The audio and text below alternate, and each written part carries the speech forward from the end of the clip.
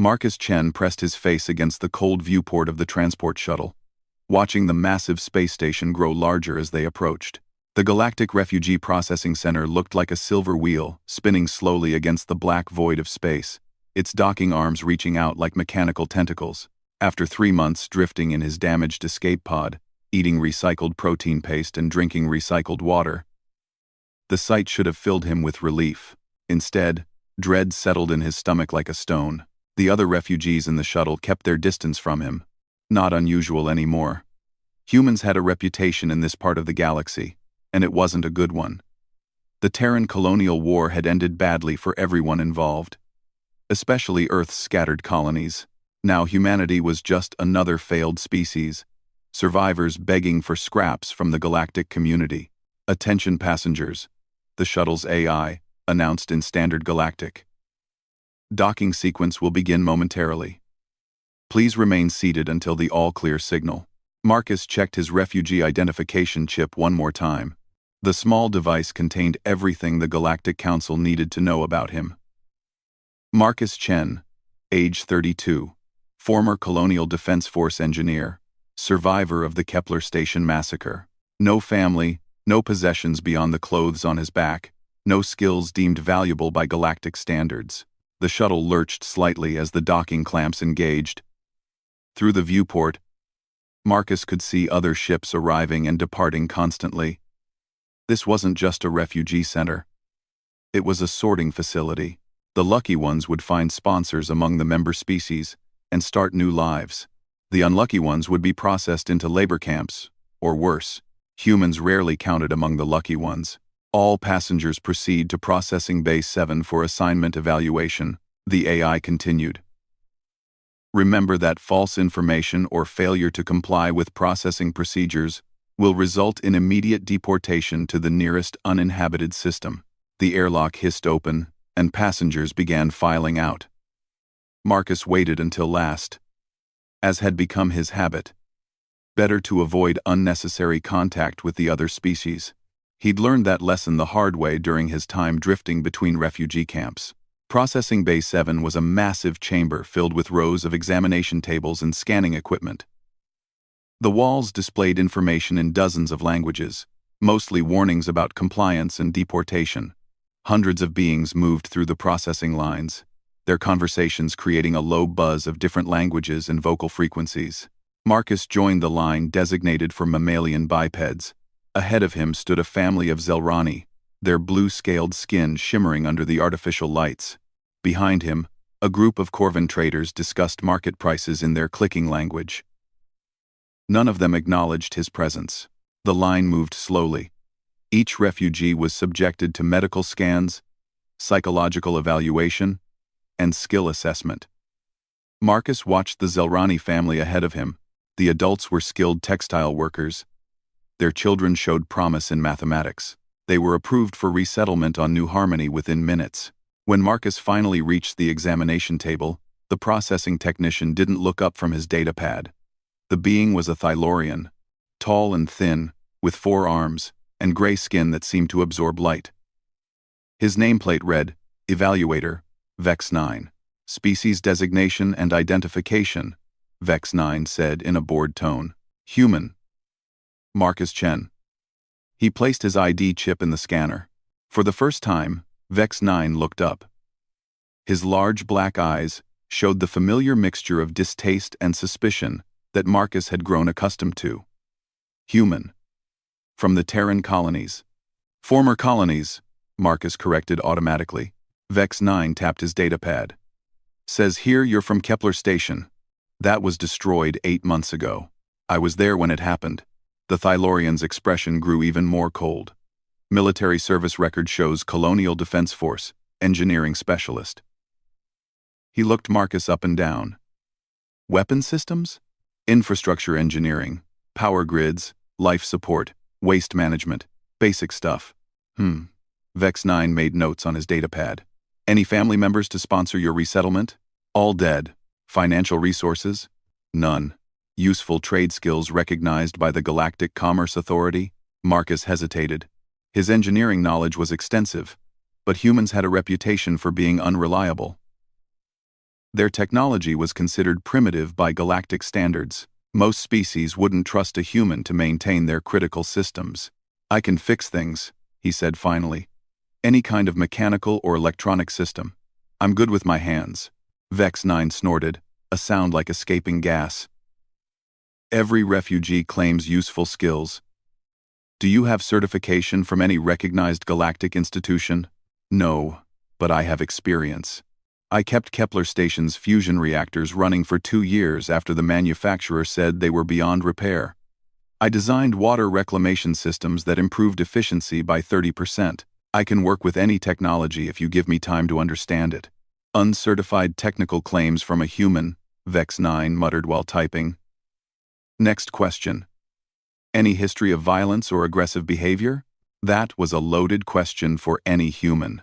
Everyone knew about the Terran colonial war, how desperately humans had fought when their colonies were being absorbed by the expanding galactic powers. The fact that they'd lost didn't make them seem less dangerous to most species. "Defensive action only," Marcus said carefully. "When Kepler Station was attacked, by whom?" "Corvan raiders. They were stripping mining equipment from abandoned human settlements." Vex 9's expression sharpened. "You engaged in combat against Corvan nationals?" "I defended civilian refugees while they evacuated. The raiders were operating outside Galactic Council jurisdiction. But you did engage in violence against a member species." Marcus felt heat rising in his chest, but forced himself to stay calm. "I protected innocent people from pirates. The Galactic Council's own regulations permit defensive action under those circumstances. For member species, yes." Vex 9's tone made it clear that humans didn't qualify. "The Corvan Empire has filed complaints about human aggression in the Kepler system. Several of their citizens were killed. Several of their pirates were stopped from murdering refugees. That is your version of events." Vex 9 made more notes. "Medical scan shows you're in acceptable physical condition for manual labor. No infectious diseases or genetic abnormalities. Psychological profile indicates high stress levels and possible post-traumatic symptoms, but nothing that would prevent basic work assignments." Marcus watched the Thylorian's 4 hands dancing across his datapad and instruments. Each entry was another nail in his coffin.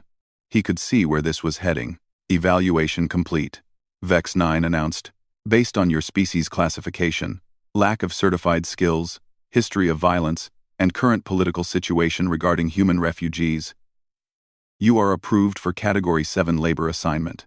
Marcus's heart sank. Category 7 was the bottom tier, reserved for the most undesirable refugees. It meant years of hard physical labor in dangerous conditions, probably mining or waste processing, with minimal pay and no opportunity for advancement. "What kind of work?" he asked. "Waste management on Gorlak Prime. It's a mining world, mostly automated, but they need biological workers for hazardous material handling.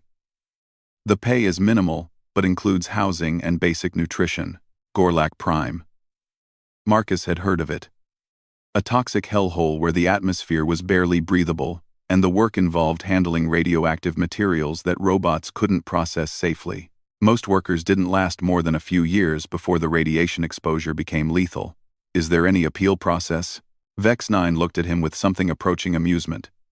"You're human. Be grateful you're getting work assignment instead of deportation. Many review boards wouldn't even approve Category 7 for your species." "When do I leave?" "Transport departs in 6 hours. Report to Docking Bay 12 with all your possessions." Vex 9 handed him a data chip. "This contains your work assignment details and travel authorization. Don't lose it." Marcus took the chip and walked away from the processing station. Around him, other refugees were celebrating their assignments or comforting each other over bad news. A family of Andraki merchants had been approved for citizenship on Paradise Prime. A group of Zelrani engineers were heading to prestigious jobs on the core worlds. Even the Corvan traders behind him in line were being offered respectable positions. Only the human got sent to a toxic waste dump. He found an observation deck overlooking the main docking bays and sat down to review his assignment details. The data chip painted an even grimmer picture than Vex 9 had suggested. Gorlak Prime was a barely inhabitable world, where mining operations extracted rare minerals from radioactive ore deposits. Workers lived in sealed habitation modules and rarely ventured outside without protective gear. Life expectancy for new arrivals was measured in months, not years. But it was life. It was a chance to survive. Even if that survival came with a built-in expiration date. Marcus watched ships coming and going through the observation deck's transparent aluminum windows. Most were sleek vessels belonging to prosperous member species. A few were obviously cargo haulers carrying refugees to their new assignments. One ship caught his attention, a massive bulk freighter with Corvan markings. As he watched, several armed Corvan soldiers disembarked and headed toward the processing areas. That seemed odd. What were Corvan military personnel doing at a refugee processing center? His question was answered 20 minutes later, when station security forces began moving through the refugee areas, checking identification, and pulling certain individuals out of line.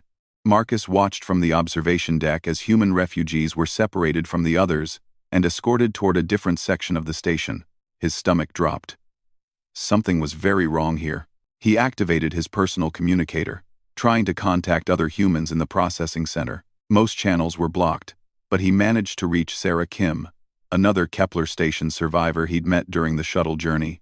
Marcus? Thank God. Are you seeing this? The Corvans?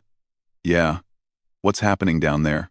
They're taking humans out of the processing lines. All of them. They say it's for additional security screening because of the Kepler incident.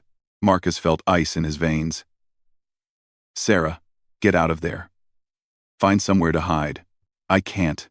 They've got guards at all the exits. Marcus, I think this is connected to what happened at Kepler. The Corvans are claiming we committed war crimes when we fought back. The communicator went dead. Marcus tried to re-establish contact but couldn't get through. Down in the processing center, he could see human refugees being led away in groups. None of them were resisting, probably hoping this was just additional paperwork. Marcus knew better. The Corvans had been systematically targeting human survivors since the war ended, using legal technicalities and administrative procedures to eliminate potential witnesses to their own war crimes. They couldn't openly slaughter humans without Galactic Council intervention, but they could make humans disappear through bureaucratic means. He had to get off the station. The docking bay where his transport to Gorlak Prime was supposed to depart was heavily monitored, but there might be other options. Marcus had spent enough time around space stations to know that waste processing and maintenance areas were usually less well guarded. If he could reach the industrial sections, he might find a way onto an outbound ship. He left the observation deck and headed toward the station's lower levels, where the less glamorous work of keeping the facility operational took place. The corridors here were narrower and dimmer, designed for functionality rather than comfort. Service robots moved past him carrying supplies and waste, paying no attention to one more humanoid figure. The waste processing center was exactly what he'd expected. A maze of pipes, conveyor belts, and recycling equipment. The air smelled of ozone and industrial solvents. More importantly, it was largely automated and unguarded. Marcus found what he was looking for near the loading dock where processed materials were transferred to cargo ships.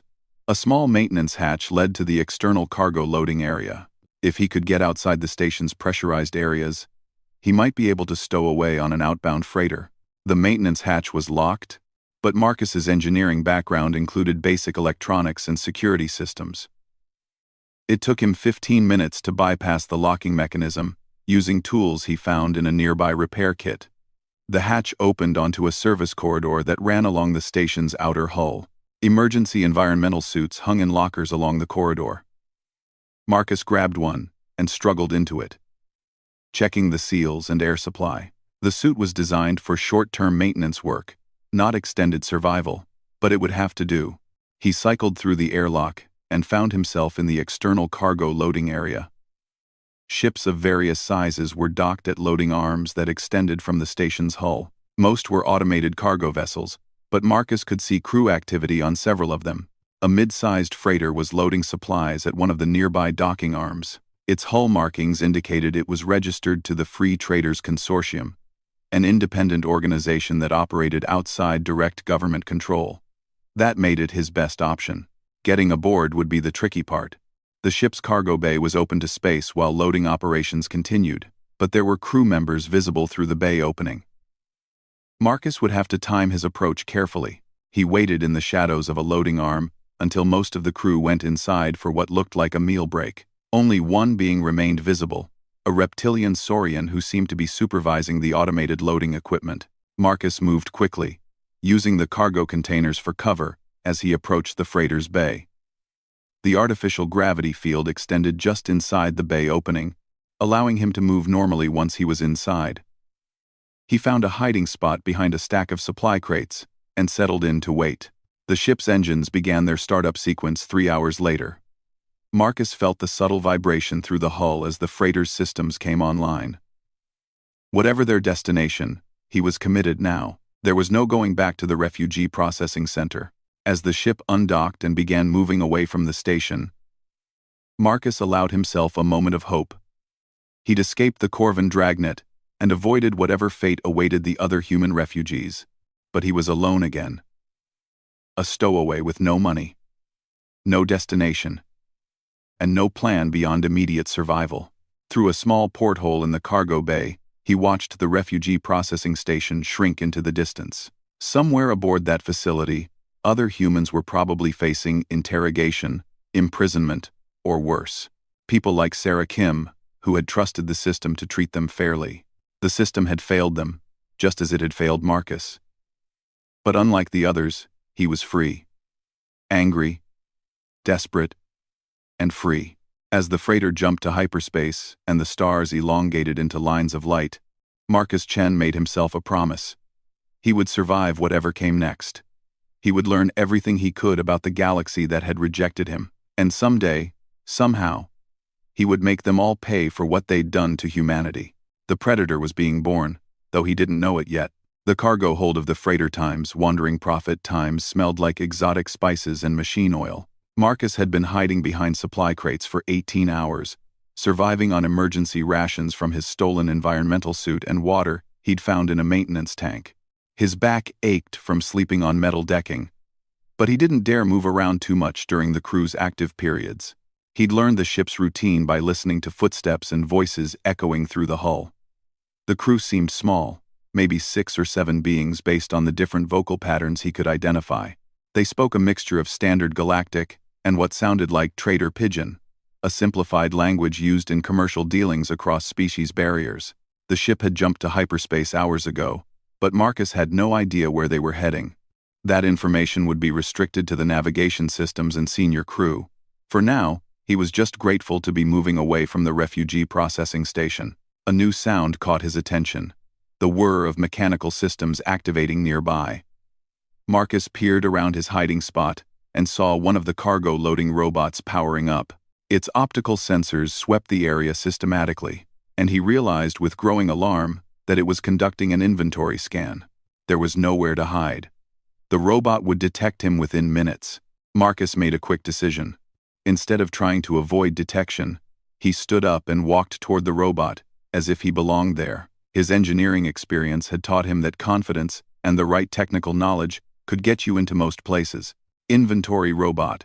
Acknowledge maintenance technician, Chen, he said in standard galactic, hoping his accent wasn't too obviously human. The robot paused its scan and focused on him. Maintenance technician not listed in crew manifest. Please state authorization code. Marcus thought fast. Most cargo vessels used standard automation protocols, and he'd worked with similar systems on human ships. Emergency Maintenance Protocol 77 Alpha. Investigating power fluctuation in cargo bay systems. Emergency Maintenance Protocol recognized. Please specify nature of power fluctuation. Now Marcus was in familiar territory. He'd spent years troubleshooting power systems, and the basic principles were universal regardless of species. Intermittent voltage drops in the secondary power distribution network. Approximately 0.3 second duration every 47 minutes. Scanning for power anomalies. The robot extended sensor arrays and began examining the nearby electrical systems. Anomaly detected. Voltage regulator 7, showing degraded performance. Replacement recommended. Perfect. Marcus had made an educated guess about a common failure point. And he'd been right. I'll handle the replacement. Continue with standard inventory procedures. Acknowledged. Maintenance access granted to Technician Chen. The robot resumed its inventory scan, now ignoring Marcus completely. He'd bought himself time and established a cover story, but he needed to follow through on his claim. If the crew discovered the power fluctuation and investigated, they'd realize no repairs had been made. Marcus found the voltage regulator the robot had identified, a small component in one of the power distribution panels. It was indeed showing signs of wear. Nothing critical, but enough to cause minor fluctuations. Using tools from a nearby maintenance kit, he removed the faulty unit and installed a replacement from the ship's spare parts inventory. The work took him 20 minutes, and when he was done, the power fluctuation was gone. Marcus felt a familiar satisfaction from fixing something that was broken. It reminded him of his time on Kepler Station, when his skills had actually mattered. Maintenance complete, he told the inventory robot. Power systems operating within normal parameters. Confirmed. Logging maintenance action in ship's records. Thank you, Technician Chen. As the robot finished its scan and powered down, Marcus realized he'd just created an official record of his presence on the ship. The crew would eventually review the maintenance logs and discover that someone named Chen had performed unauthorized repairs. That could be a problem, or it could be an opportunity.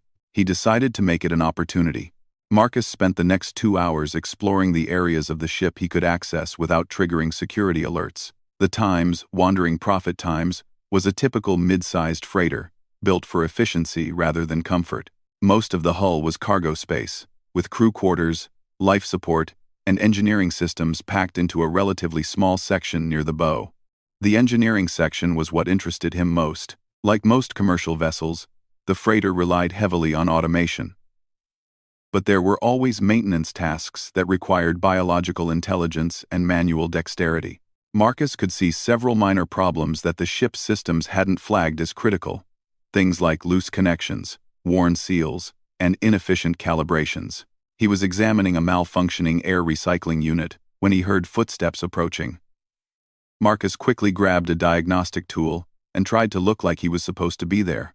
"Hey, you're not Crix," a voice said behind him. Marcus turned to see a tall, lean being with grayish skin and 4 arms. The being wore a maintenance technician's jumpsuit and carried a toolbox in 2 of his hands. This was obviously the ship's regular engineer.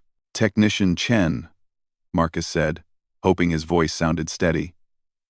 "I was brought aboard at the last station to help with some of the backlogged maintenance issues." The 4-armed engineer tilted his head, studying Marcus with bright yellow eyes. "I'm Crix. This is my engineering section. Captain didn't tell me about any new crew," Marcus thought quickly. "Temporary assignment. The port authority said your ship had several maintenance items flagged for attention. They asked me to handle the non-critical repairs during transit." "Sen, port authority?" Crix's expression grew suspicious. "We didn't have any maintenance inspection. And you're..." He paused, studying Marcus's features. "You're human." There was no point in denying it now. "Yes, I'm human." "Is that a problem?" "Depends." Crix set down his toolbox and crossed 2 of his arms. "Humans have a reputation for being troublesome. Also for being good with mechanical systems, when they're not starting wars. I'm not here to start a war, I just want to work." Crix walked over to the air recycling unit Marcus had been examining. "What did you find wrong with this?" 3 problems. The primary filter is clogged and needs replacement. The circulation fan has a worn bearing that's causing vibration. And the environmental sensors are miscalibrated. They're reading humidity levels about 15% higher than actual. The engineer checked his diagnostic tool against the unit, comparing readings. "You're right about the filter and the calibration.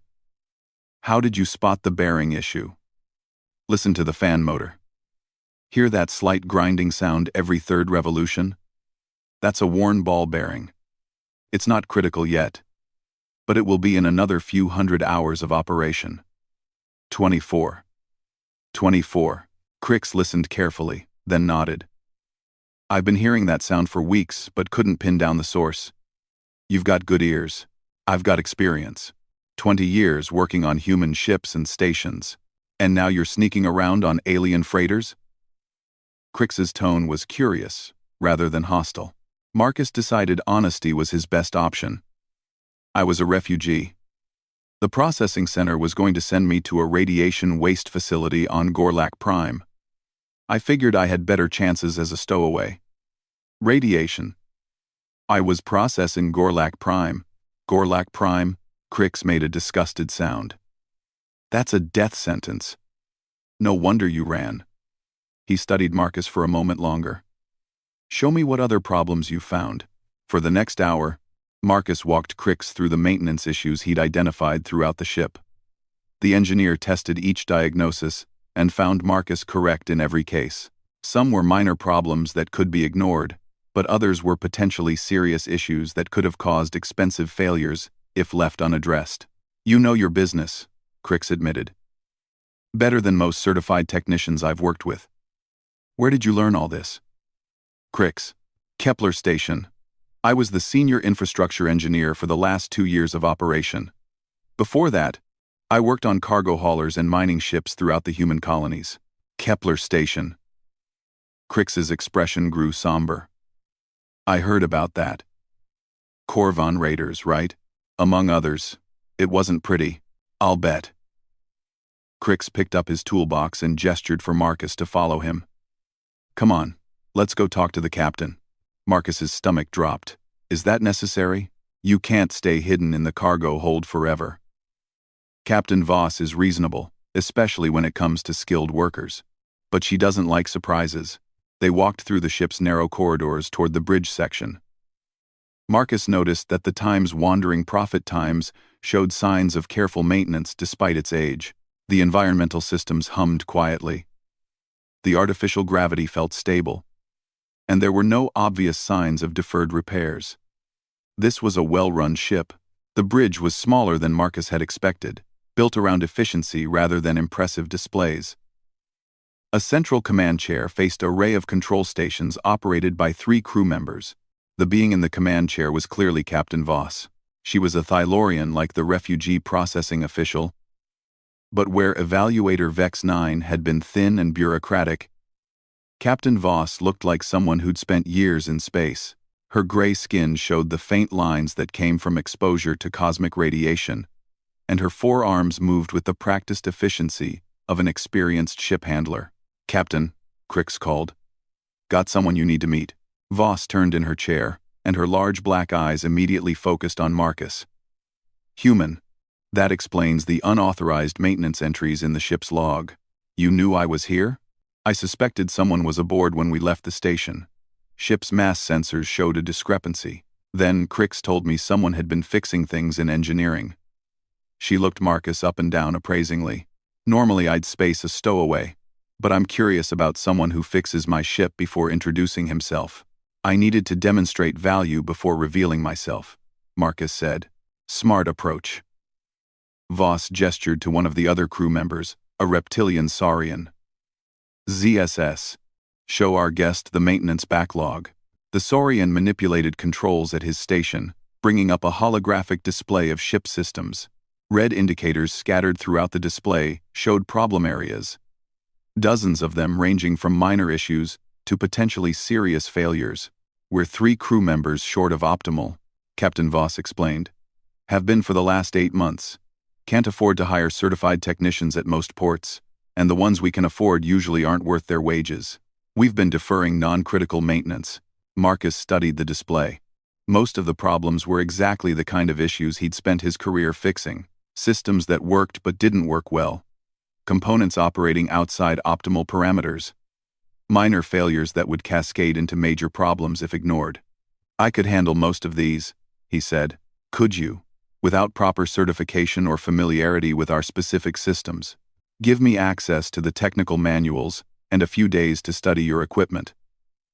I'll start with the safest repairs and work up to the more complex issues as I learn your systems. Captain Voss was quiet for a moment, considering. Around the bridge, Marcus could feel the other crew members watching him. He'd put himself completely at their mercy. But it was better than hiding in the cargo hold indefinitely. What's your name, human? Marcus Chen, former Colonial Defense Force, infrastructure engineering specialist. And what do you want in exchange for your services, Marcus Chen? That was the critical question. Marcus could ask for passage to a specific destination, or for help finding legitimate work, or for protection from Corvin harassment. But looking around the bridge of the Times, wandering prophet asterisk, he realized what he actually wanted. I want to learn, he said, about galactic technology, trade routes, politics, everything. I want to understand how the galaxy really works. Why? Marcus met her gaze directly. Because my people trusted the system to treat us fairly. And we were wrong. I don't intend to make that mistake again. Captain Voss was quiet for nearly a minute, studying him with those unreadable black eyes. Finally she nodded. Crix, take our new crew member to engineering and get him started on the harmless repairs. We'll see how well he works before we discuss anything more permanent. What about wages? Crix asked. Standard apprentice rate until he proves himself. Full technician wages, if he can handle the level 3 maintenance items without supervision. Marcus felt relief flood through him. It wasn't much, but it was a chance. A chance to prove himself, to learn, and to stay free. Thank you, Captain. Don't thank me yet. We'll be in hyperspace for another 6 days before our next port. If you can't handle the work, or if you cause problems with my crew, I'll drop you off at the first station with a security force. Understood. Good. Crix, show him to quarters and get him some proper work clothes. I want a full maintenance report every 12 hours. As they left the bridge, Marcus felt something he hadn't experienced in months.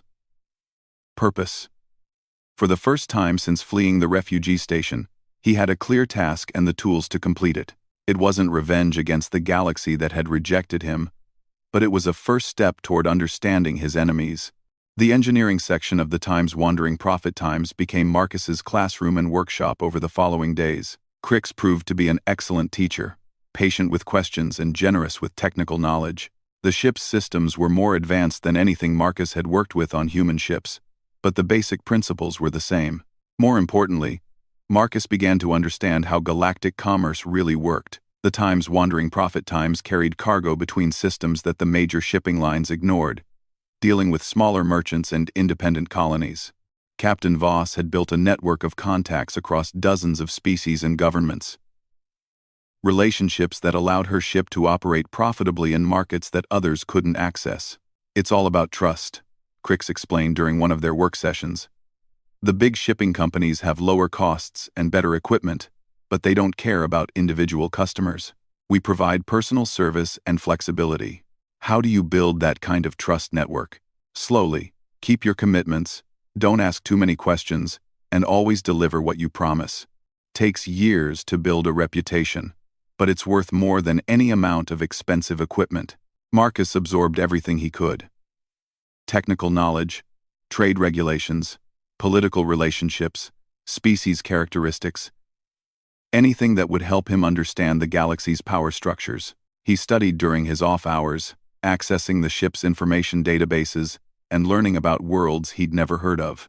The maintenance work went well. Marcus's diagnoses proved accurate, and his repairs held up under operational stress.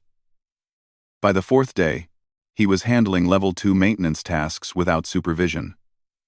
By the 6th day, Captain Voss approved him for Level 3 work.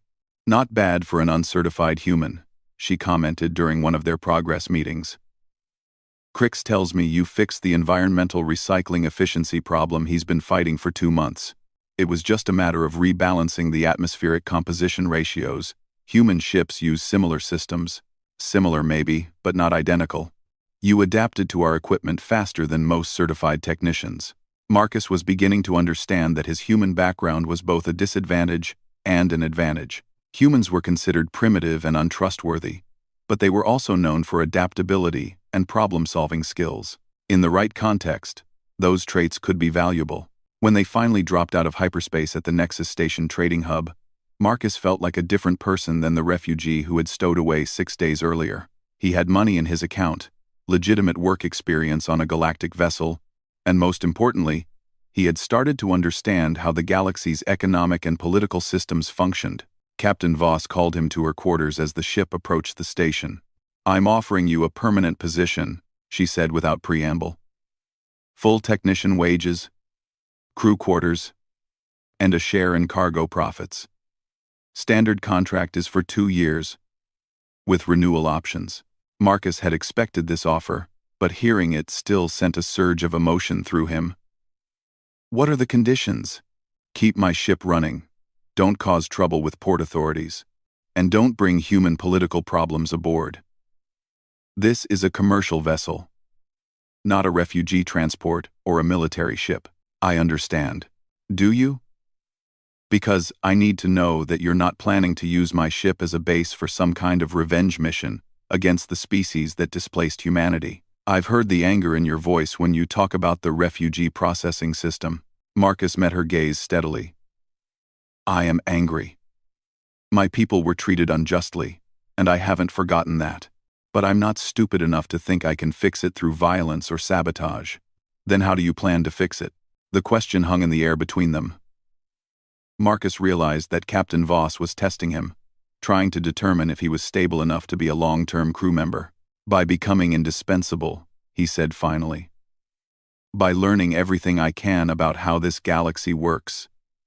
And by proving that humans are valuable partners, rather than dangerous primitives." Captain Voss nodded slowly. "That's a long-term plan. Maybe too long-term. I'm a patient man. We'll see. Sign this contract, and we'll find out together." As Marcus signed the crew agreement that made him an official member of the Times Wandering Prophets Times crew, he thought about the refugee processing station they'd left behind. Other humans were probably still being processed through the system, sorted into categories, and assigned to work that would slowly kill them. But Marcus Chen was no longer one of them. He was learning, growing stronger, and beginning to understand the galaxy that had rejected him. It would take time, maybe years, but he was building toward something. The predator was beginning to understand his prey. 2 years aboard the Times, Wandering Prophet Times had changed Marcus Chen in ways he hadn't expected.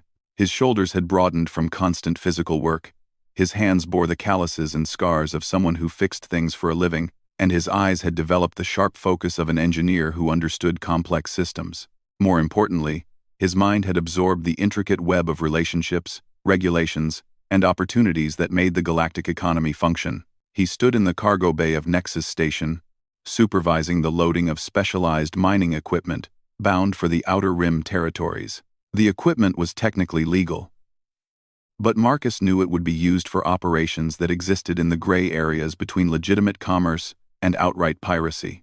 That knowledge no longer bothered him the way it once would have. "Chen, you've got a message from Captain Voss," called ZSS, the Saurian navigator. "She wants to see you in the Port Authority office." Marcus secured the cargo loading operation and made his way through Nexus Station's bustling commercial district. The station was a maze of shops, offices, and warehouses that served traders from across the galaxy. In 2 years of regular visits, he'd learned to navigate not just the physical layout but the complex social and economic relationships that made everything work. The Port Authority office was a sterile government facility that contrasted sharply with the chaotic energy of the commercial sectors. Captain Voss was waiting for him in one of the private meeting rooms, along with a being Marcus didn't recognize. "Marcus, this is Evaluator Thane 5, from the Galactic Commerce Authority," Voss said. "He has some questions about your certification status." Evaluator Thane 5 was another Thylorian. But unlike Captain Voss, he had the soft appearance of someone who'd spent his career behind a desk. His 4 arms held multiple data pads, and his black eyes held the calculating look of a bureaucrat who enjoyed wielding small amounts of power. "Marcus Chen," Thane 5 said, reading from one of his pads. "Human. Refugee status terminated 18 months ago, when you joined the crew of the Times Wandering Prophet **. Current position listed as Certified Maintenance Technician, Level 5 authorization." "That's correct," Marcus said carefully. Level 5 authorization allowed him to work on critical ship systems without supervision, a certification that normally required years of formal education and testing. "The interesting thing is, I can't find any record of you completing certification examinations. In fact, I can't find any record of formal education beyond basic Colonial Defense Force training. Marcus glanced at Captain Voss, who gave him a slight nod. They'd prepared for this conversation. My certification is based on practical experience and competency evaluation, Marcus said. Captain Voss submitted performance reports documenting my work over the past 2 years. Performance reports from a single captain aren't sufficient for Level 5 certification. You should have examination records from at least 3 different testing facilities. Thane 5 was fishing, looking for some irregularity he could use to cause problems. Marcus had encountered this type of bureaucrat before, officials who used regulations as weapons against people they disliked. I passed examinations at Koros Station, Zelani Prime, and the Freeport at Gamma Centauri, Marcus said calmly. If your records don't show those certifications, that suggests a problem with your database. Not my qualifications. I've checked those facilities. None of them have records of testing a human named Marcus Chen. Marcus pulled out his personal data pad and displayed a series of certification documents. They looked completely authentic because they were authentic. Issued by the testing facilities he'd mentioned. The fact that he'd never actually visited those locations was a technical detail. Perhaps you should check with your database administrators, he suggested. It's possible that records involving human citizens are being filtered or misfiled due to species classification errors. That was a subtle accusation of discrimination, and Thane 5's expression showed that he recognized it. Allegations of species bias were taken seriously by the Galactic Commerce Authority, and investigating them required paperwork that could tie up an evaluator for months. I'll need to review these documents more carefully, Thane 5 said, accepting Marcus's datapad. This may take several days. Of course, Captain Voss and I will be available if you need any additional information. After Thane 5 left the meeting room, Captain Voss looked at Marcus with an expression that mixed amusement and concern. Those certifications are forgeries, she said. They're authentic documents issued by legitimate testing facilities, Marcus corrected. The fact that I wasn't physically present during the testing is a separate issue. How did you manage that? Marcus smiled. Same way I manage most things. I found people who needed help with technical problems, and I helped them. The testing facility administrators were grateful enough to process my certification paperwork without requiring me to waste time on examinations. And if Thane 5 digs deeper, then he'll discover that I actually do possess the technical knowledge those certifications represent, and that the testing facilities stand by their decisions to certify me. The paperwork is real, and my competency is real. Everything else is just procedure. Captain Voss shook her head. You've been studying more than engineering manuals. I've been studying everything. Legal codes, administrative procedures, trade regulations, political relationships. The galaxy runs on information, and I've been collecting as much as I can. For what purpose? That was the question Marcus had been asking himself for months. His original goal of simply surviving had evolved into something larger, but he wasn't sure exactly what that something was. I'm building options, he said finally. 2 years ago, I was powerless because I didn't understand the systems that controlled my life. Now I understand them well enough to work within them, around them, or against them when necessary. Quote. That sounds like you're planning something. I'm always planning something. Right now, I'm planning to get back to the ship and finish the cargo loading before our departure window closes. Captain Voss studied him for a moment longer, then nodded. Get going. But Marcus, be careful. The galaxy doesn't like people who know too much about how it really works. Marcus returned to the cargo bay. But his conversation with evaluator Thane 5 stayed in his mind. The bureaucrat's investigation was routine harassment. The kind of petty abuse of power that happened to anyone without strong political connections. But it was also a reminder that his position aboard the Times Wandering Prophet Times was ultimately dependent on Captain Voss's goodwill. He needed to build something more independent. That evening, after the ship had departed Nexus Station for the Rim territories, Marcus made his way to the Times Wandering Prophet's Times small recreation area. Most of the crew was there, relaxing after a long day of loading and departure procedures. Crix was tinkering with a mechanical puzzle, ZSS was reading technical manuals, and the other crew members were engaged in various personal activities. Marcus had learned to value these quiet moments. The crew of the Times, Wandering Prophet Times, had become closer than colleagues over the past 2 years. They trusted each other with their lives every time the ship jumped to hyperspace, and that trust extended to personal matters as well. "Crix," Marcus said, settling into a chair near the engineer's workstation. "I need some advice. Technical or personal? Both, probably. I've been thinking about starting my own business." Crix looked up from his puzzle. "What kind of business?" "Technical consulting. There are a lot of small operators out here who can't afford certified technicians but need someone who can keep their equipment running. I could provide those services on a freelance basis." "Competition for Captain Voss?" "No, partnership.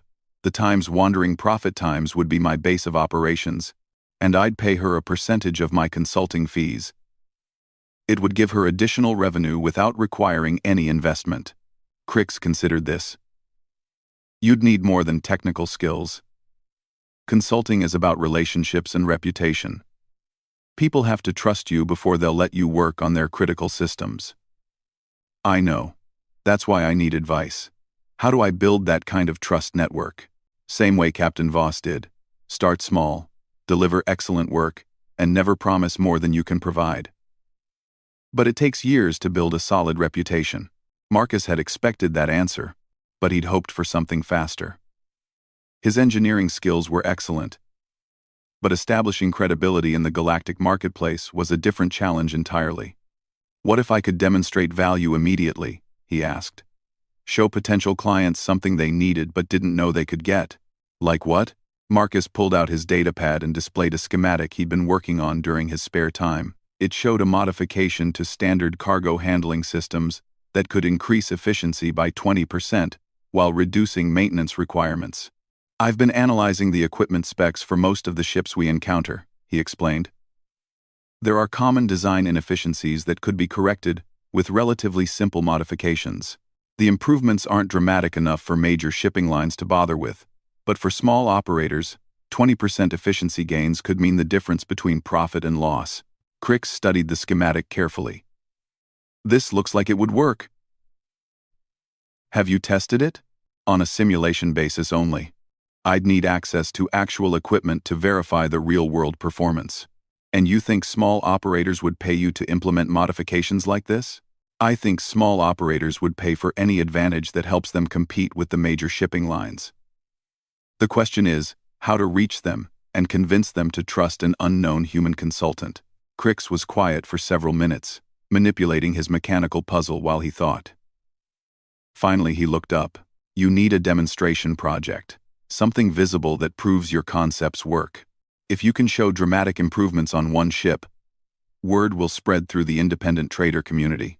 "Any suggestions for a demonstration target?" "Actually, yes.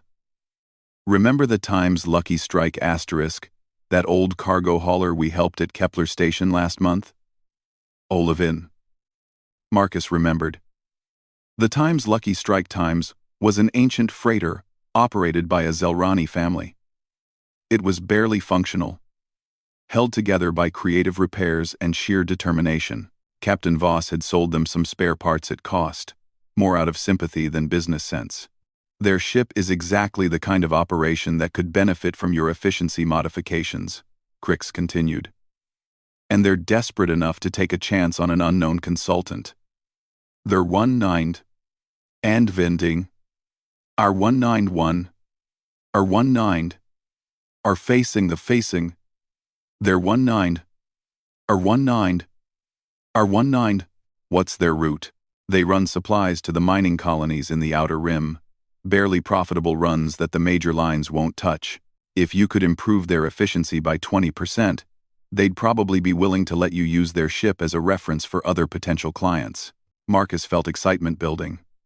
The Times Lucky Strike Times would be perfect for a demonstration project.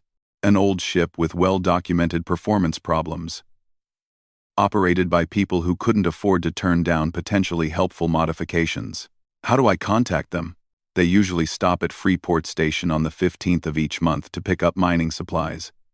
If we time our schedule right, we could meet them there next month."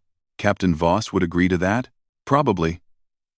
We've got cargo commitments in that sector anyway. And she likes the Zelrani family.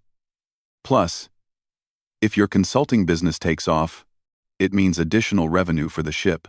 Marcus spent the rest of the evening refining his modification concepts and calculating potential improvements for the Time's Lucky Strike's time-specific configuration.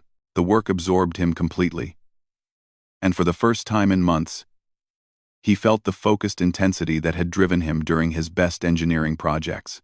This was more than just a business opportunity. It was a chance to prove that human technical knowledge could be valuable to the galactic community, that his people had contributions to make beyond manual labor and waste processing. 3 weeks later, the Time's Wandering Prophet Times docked at Freeport Station, a ramshackle trading post built inside a hollowed-out asteroid. The station served the independent operators and small colonies that existed on the margins of galactic civilization. It was exactly the kind of place where Marcus hoped to build his consulting business. The Time's Lucky Strike Times was already docked when they arrived, and Marcus could see immediately why the ship needed help. Its hull showed patches and repairs from decades of hard use.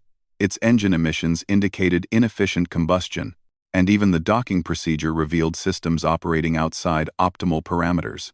Marcus found Captain Zelani, 7 inches the station's trading center, negotiating prices for mining equipment with obvious desperation. The Zelrani captain looked exhausted, her blue scales dulled by stress and overwork. Captain Zelani 7? Marcus approached carefully, not wanting to interrupt the delicate negotiations. Yes?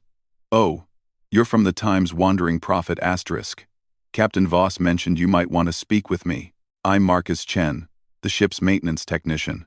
I have a proposal that might interest you. Captain Zelani 7's expression became guarded. I can't afford expensive repairs right now. We're barely covering fuel costs as it is.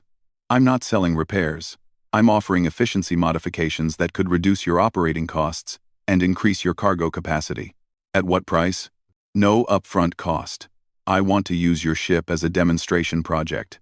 If my modifications don't improve your performance by at least 15%, you don't pay anything. If they work as advertised, you pay me 10% of your increased profits for 1 year. Captain Zelani 7 stared at him. That's impossible. No one offers that kind of deal. I'm not no one. I'm a human engineer who needs to prove himself to the galactic community. Your ship needs improvements you can't afford. We can help each other. For the next hour, Marcus explained his modification concepts in detail, showing how simple changes to power distribution, cargo handling, and engine efficiency could dramatically improve the Time's Lucky Strike's time's performance. Captain Zelani 7 asked sharp technical questions, clearly understanding the engineering principles involved. This could work, she admitted finally. But why should I trust you? You're human, and your people have a reputation for causing problems. Marcus had expected that question. Because I'm offering to prove myself with results rather than words. Give me 1 week to implement modifications on your ship. If you're not satisfied with the improvements, remove the modifications and forget we ever talked. And if your modifications damage my ship, then I'll pay for all repairs using my savings from 2 years aboard the Time's Wandering Prophet *. You have nothing to lose. Captain Zelani 7 was quiet for a long moment, weighing risks and benefits. Finally, she nodded. 1 week. But I supervise everything you do. And my crew has the right to stop any modification that looks dangerous. Agreed. They shook hands using the Zelrani custom, and Marcus felt a surge of anticipation. This was his chance to prove that humans could contribute valuable knowledge to the galactic community. The week that followed was the most intense working period of Marcus's life. He lived aboard the Time's Lucky Strike *, studying every system and component, mapping inefficiencies, and implementing carefully planned modifications. The Zelrani crew watched his every move, skeptical but curious about his techniques. The power distribution improvements came first, rerouting energy flows to eliminate wasteful resistance losses. Then came modifications to the cargo handling systems, automated sequences that reduced loading time and maximized space utilization. Finally, Marcus fine-tuned the engine management systems, optimizing combustion patterns and exhaust recycling. By the end of the week, the Time's Lucky Strike Times was still an old cargo hauler, but it was an old cargo hauler operating at peak efficiency. Performance tests showed 23% improvement in fuel consumption, 18% increase in cargo capacity, and 30% reduction in maintenance requirements. Captain Zelani 7 was stunned. "I've owned this ship for 15 years, and it's never run this well." "Your ship was well maintained," Marcus said diplomatically. "I just helped it reach its full potential. The improvements are better than you promised." "Then you're satisfied with the demonstration?" "Satisfied? My operating costs just dropped by 20%. My cargo capacity increased enough to handle 3 additional mining contracts. Satisfied doesn't begin to cover it." Word of the Times Lucky Strike's Times transformation spread through Freeport Station within hours. By the time the Times Wandering Prophet Times was ready to depart, Marcus had inquiries from 6 other ship operators who wanted similar modifications. "Looks like you're in business," Captain Voss observed, as they watched the Times Lucky Strike Times depart for the mining colonies, its engines running cleaner and smoother than they had in years. "It's a start," Marcus agreed. "But I'm going to need more than technical skills to handle multiple clients. I'm going to need business infrastructure. Such as," Marcus smiled, thinking about all the systems and relationships he'd studied over the past 2 years. "Communication networks, reputation management, quality guarantees, dispute resolution procedures. Everything that makes the galactic economy function. And you know how to build all that?" "I know how to learn what I need to know. That's always been my strength." As the Times Wandering Prophet Times jumped to hyperspace for its next destination, Marcus was already planning his expansion strategy. The demonstration project had proven his technical value, but building a successful consulting business would require understanding and manipulating the same systems that had once rejected him as a worthless refugee. The predator was learning to hunt in his enemy's territory. Marcus Chen stood in his private office aboard the converted cargo vessel Times Prometheus *, reviewing quarterly reports from his growing network of technical consultants. 3 years had passed since his demonstration project on the Times Lucky Strike *, and Chen Technical Solutions had grown from a 1-person operation into the largest independent engineering consulting firm in the Outer Rim territories. The success had surprised even Marcus. What started as efficiency modifications for struggling cargo haulers had expanded into comprehensive technical services for mining operations, manufacturing facilities, and even small space stations. His consultants, all recruited from species the major corporations considered unemployable, had proven remarkably effective at solving problems the established firms ignored. "Sir, you have a priority communication from Captain Voss," announced Arya, the advanced AI system Marcus had developed to manage his business operations.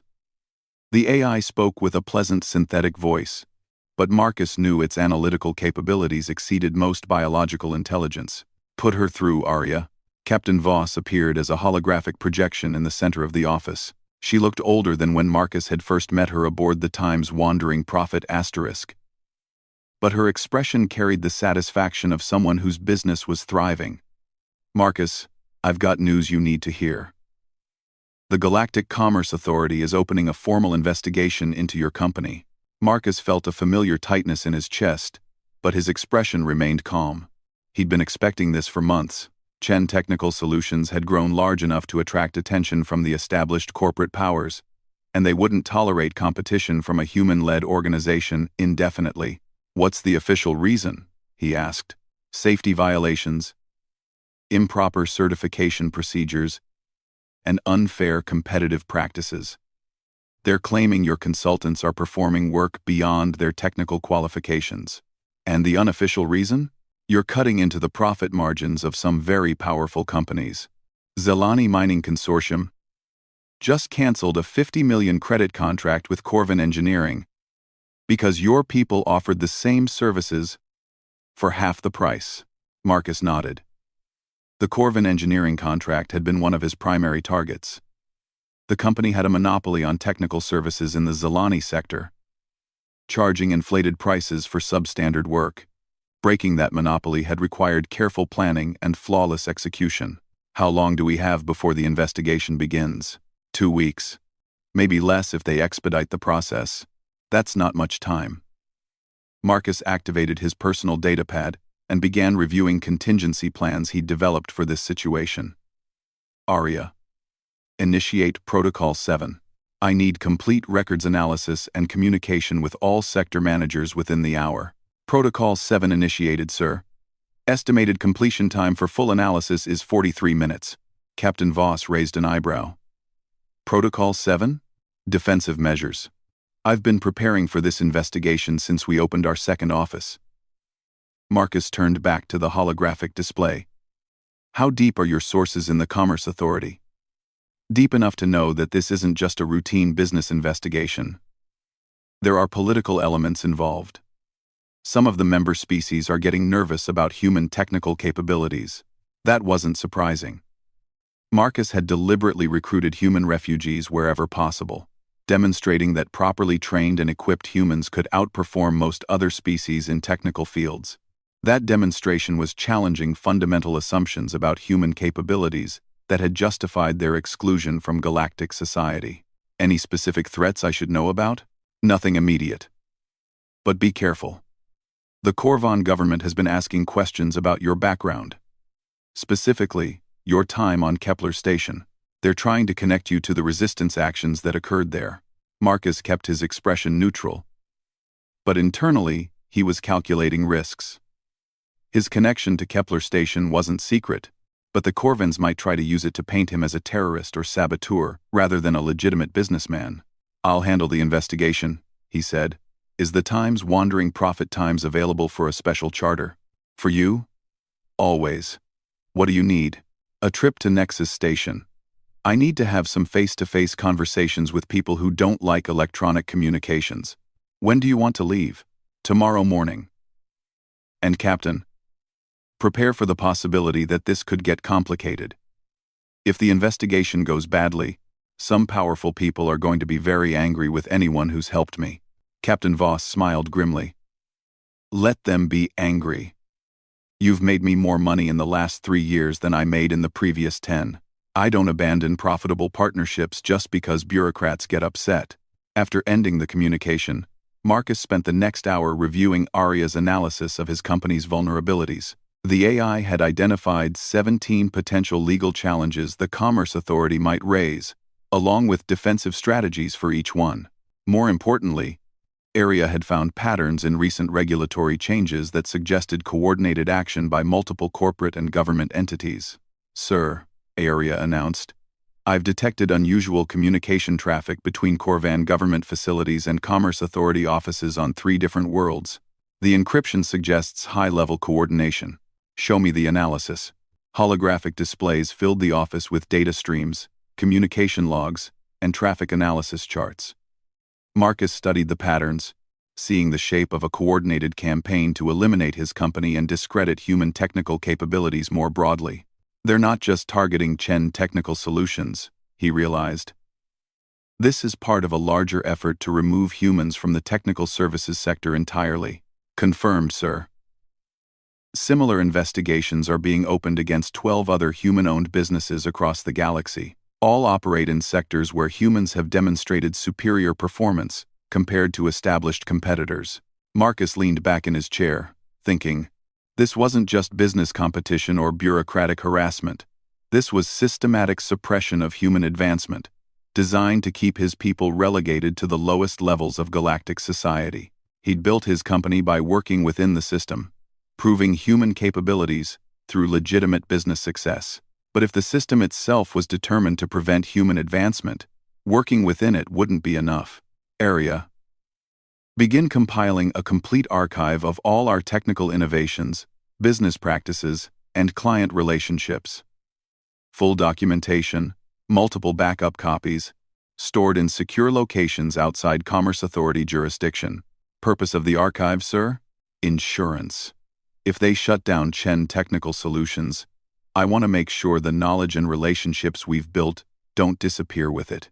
Marcus spent the rest of the day reviewing his company's operations with new eyes. He'd built Chen Technical Solutions to prove human value to the galactic community, but he was beginning to realize that proof wasn't enough. The established powers weren't interested in fairness or merit-based competition. They were interested in maintaining their dominance. The journey to Nexus Station aboard the Times Wandering Prophet Times gave Marcus time to plan his approach to the Commerce Authority investigation. He couldn't prevent the inquiry, but he might be able to control its scope and outcomes. The key was understanding exactly who was driving the investigation and what they hoped to accomplish. Nexus Station had grown significantly since Marcus's early visits. The original trading hub had expanded into a major commercial center, with entire sections devoted to corporate offices and government facilities. Marcus knew the station well, having used it as a base of operations for several major consulting projects. His first stop was a small office in the station's legal district, where he met with Advocate Thessarian 1-2, a Thylorian lawyer who specialized in commerce disputes. Thessarian 1-2 had represented Chen Technical Solutions in several minor contract negotiations, proving both competent and discreet. "The investigation is more serious than your sources indicated," Thessarian 1-2 told him after reviewing the official documents. "They're alleging systematic fraud in your certification processes, safety violations that allegedly resulted in equipment failures, and conspiracy to undermine established business practices. Can they prove any of those allegations? The certification issue is problematic. Many of your consultants have credentials that can't be independently verified through normal channels." Marcus smiled. "That's because normal channels don't recognize competency-based certification. All our consultants have demonstrated their abilities through practical examinations and supervised work projects. The documentation is complete and accurate, but it's not standard documentation. The Commerce Authority can argue that non-standard procedures represent an attempt to circumvent safety regulations." "What about the safety violations? 3 equipment failures over the past year where your consultants performed maintenance or modifications. In all cases, the failures occurred weeks or months after your people finished their work. And alternative explanations exist for each incident, but the timing creates a pattern they can exploit." Marcus had expected this. Equipment failures were inevitable in any large-scale technical operation, but they could be used to suggest systematic problems if someone wanted to build a case. And the conspiracy allegations? Those are more difficult to assess. They're claiming you've deliberately recruited consultants from species that have grievances against member governments, creating a network designed to undermine galactic stability. That accusation was more serious than Marcus had anticipated. It suggested the investigation wasn't just about business competition, but about perceived threats to political control. "What's our best defense strategy?" "Full cooperation with the investigation, complete transparency in all business practices, and demonstration that your company operates according to the highest ethical and technical standards. We need to show that any irregularities are minor administrative issues rather than systematic fraud." Marcus nodded, but privately he was considering alternative approaches. Full cooperation might protect Chen Technical Solutions in the short term, but it wouldn't address the underlying campaign to suppress human advancement. His next meeting was with someone who didn't appear on any official schedules. Marcus found Kel Varax in a maintenance tunnel deep within the station's infrastructure, where their conversation couldn't be monitored by security systems. Varax was a Corvan, but not the kind of Corvan that served in government or major corporations. He was part of the criminal underground that existed in the spaces between legitimate commerce and outright piracy. More importantly, he was someone who collected information about the activities of powerful people. "Chen," Varax greeted him in the clicking Corvan trade language. "Heard you've been making some important enemies. Information flows quickly through your networks. Information is my business, and right now, there's a lot of information flowing about efforts to eliminate human influence in the technical sectors." Marcus leaned against the tunnel wall, appearing casual while scanning for potential surveillance devices. "What kind of information?" "The kind that suggests this goes beyond normal business competition. There are people in multiple governments who see human technical advancement as a threat to established power structures." "Specific people?" Counselor Vex 3 from the Thylorian Commercial Authority. Minister Crack 7 from the Corvan Trade Ministry. Director Soth from the Andraki Industrial Commission. They've been meeting privately for months, discussing what they call the human problem. Marcus memorized the names. All 3 were senior officials in governments that controlled major sectors of the galactic economy. If they were coordinating against human advancement, The implications went far beyond his individual company. What solutions to the human problem are they discussing? Administrative measures mostly. Regulatory changes that make it difficult for humans to operate technical businesses. Enhanced certification requirements that favor species with access to established educational institutions. Trade restrictions that limit human access to advanced technology. Anything more direct? Verax's expression grew serious. There's talk of redefining the legal status of human refugees, reclassifying them from temporary residence to permanent probationary status. That would eliminate most civil rights protections and make it easier to control where humans can live and work. The implications hit Marcus like a physical blow. Reclassification would reduce humans to the status of indentured servants, legally bound to whatever work assignments they were given. It would eliminate any possibility of building independent businesses or achieving genuine equality in galactic society. How long before these measures might be implemented depends on how the current investigations go. If they can demonstrate that human technical businesses pose security or safety risks, the regulatory changes become much easier to justify. Marcus understood. The investigation of his company wasn't just about eliminating Chen technical solutions. It was about creating precedent for much broader restrictions on human activities. Is there anything that might stop these measures? Public demonstrations of human value that can't be ignored or dismissed. Evidence that humans contribute essential services that other species can't provide effectively. Or, Verax paused. Or what? Or evidence that the current system is so fundamentally corrupt that it needs to be reformed. But that would require proof of coordination between government officials and private corporations, and such proof would be very dangerous to possess. Marcus spent the rest of his time on Nexus Station gathering information from other sources, building a complete picture of the forces aligned against human advancement. The scope was broader than he'd imagined, involving not just business competitors but government officials, and even some members of the Galactic Council itself. On the return journey to his headquarters, Marcus made a decision that would change everything. Working within the system hadn't been enough to protect human interests. The system itself was designed to prevent human advancement, and trying to prove worthiness through legitimate success would only make him a bigger target. It was time to work outside the system. Area, he said as soon as he was back in his office. I need you to begin a new project. Highest security classification. Compartmentalized access only. Ready for project parameters, sir. I want detailed analysis of all the individuals and organizations involved in restricting human advancement. Financial records, communication patterns, business relationships, political connections, personal vulnerabilities, everything. Arabilis. This analysis may reveal information that could be used for illegal purposes, sir. Marcus smiled coldly. I'm aware of that, but what they're doing to my people is also illegal, even if they've written laws to make it seem legitimate. Sometimes the only way to stop systematic injustice is to gather systematic evidence. Understood, sir. Initiating Project Prometheus. As Aria began its analysis, Marcus felt a familiar sense of focused determination. He'd spent 5 years learning how the galaxy worked, building his skills and resources within the constraints of an unjust system. Now he was ready to use that knowledge as a weapon. The Commerce Authority investigation would proceed as planned, and Marcus would cooperate fully with their inquiries.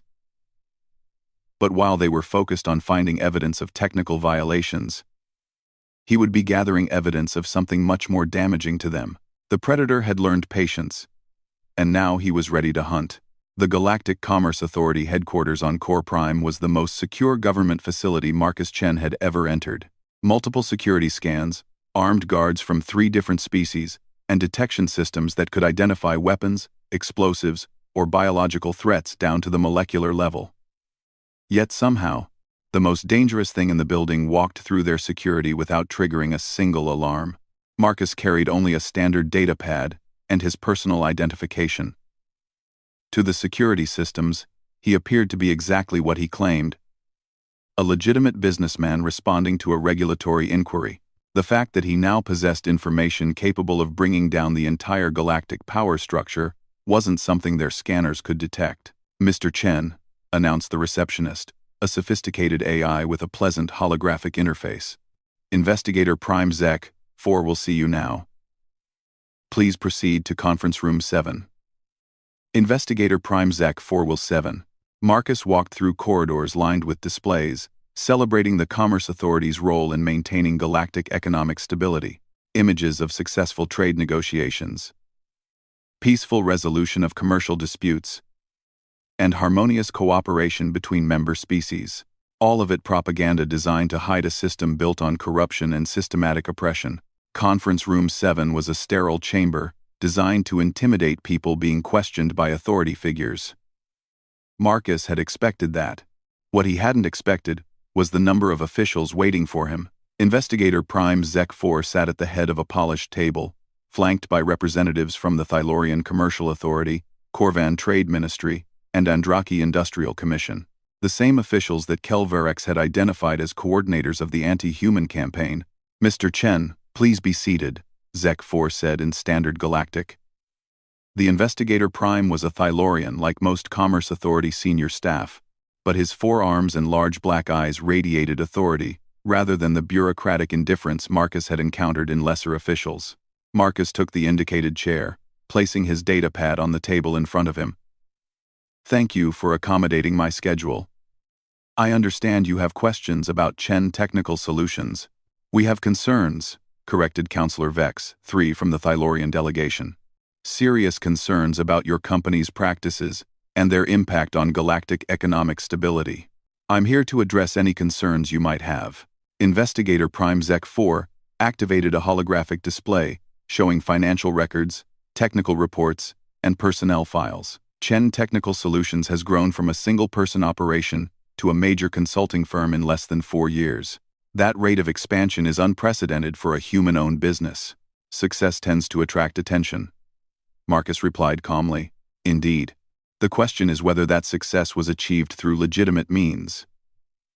Minister Croc 7 from the Corvan delegation leaned forward aggressively. Your company employs dozens of consultants with questionable credentials, offers services at prices that undercut established firms by significant margins, and operates in sectors where human technical knowledge should be insufficient. Marcus had prepared for these accusations. All of our consultants have demonstrated their competencies through rigorous testing and supervised work projects. Our pricing reflects efficient operations and reasonable profit margins rather than monopolistic markups. And human technical knowledge, properly applied, is quite sufficient for the work we perform. Properly applied, repeated Director Sath from the Andraki Commission. His serpentine features showed skeptical amusement. That raises interesting questions about improper applications. We have reports of equipment failures following maintenance work performed by your consultants. Equipment failures occur in any technical operation. Our failure rate is actually lower than the industry average for established firms, but your failures show suspicious patterns, Investigator Prime Zek 4 said, manipulating the holographic display to show incident reports. 3 critical failures in sectors where your company was competing for major contracts. Failures that occurred shortly after contract decisions were announced in favor of your competitors. Marcus studied the display with apparent interest, though he'd reviewed these same reports weeks earlier. The Commerce Authority was trying to suggest that his consultants had deliberately sabotaged equipment to damage their competitors' reputations. It was a clever accusation, difficult to prove or disprove.